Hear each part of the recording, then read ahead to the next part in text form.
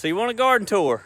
Well, come on. But please remember, I only focus on berries and a few other things. First thing I want you to see is how close I am to this road right here.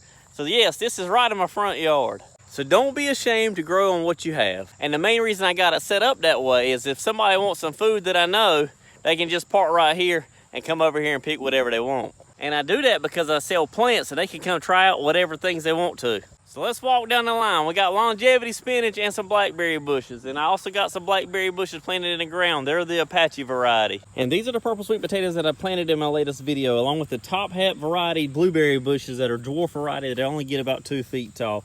Then I have about 25 blackberry bushes of the Big Daddy variety. Then I know you've seen my peach trees that I've showed in several videos too.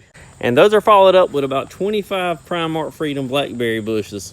And when you come all the way down to the very end, I got 2 cherry tomato plants in the self-wicking tub right here. And yes, I got some cherry tomatoes growing on them already.